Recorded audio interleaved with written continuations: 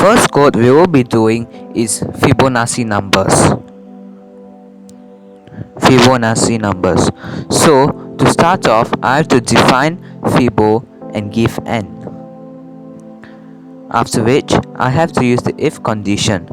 If n is equal to 1 or n is equal to 0, I have to return n.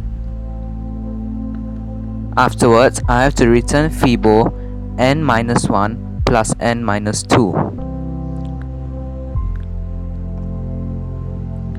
plus n minus 2.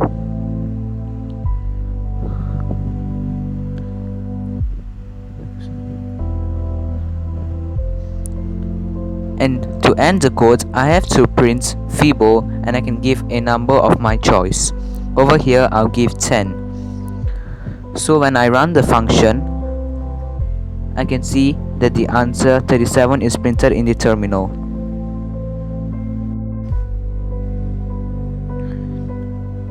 So the next code we will be doing is to find the highest common factor of two numbers.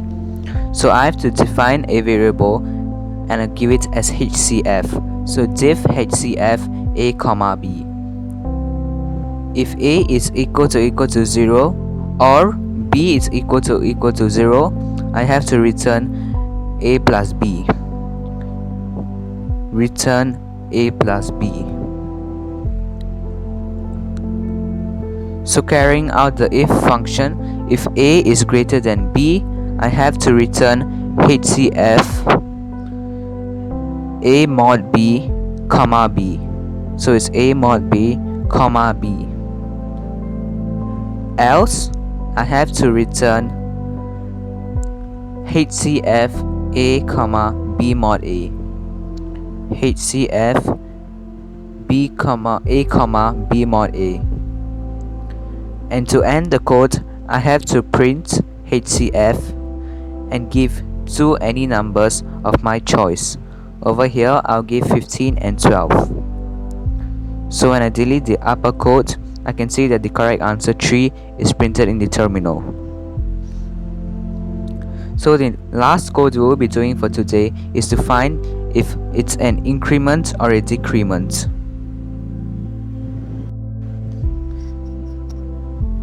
When starting off the code, I have to give a variable and I'll give it as print id.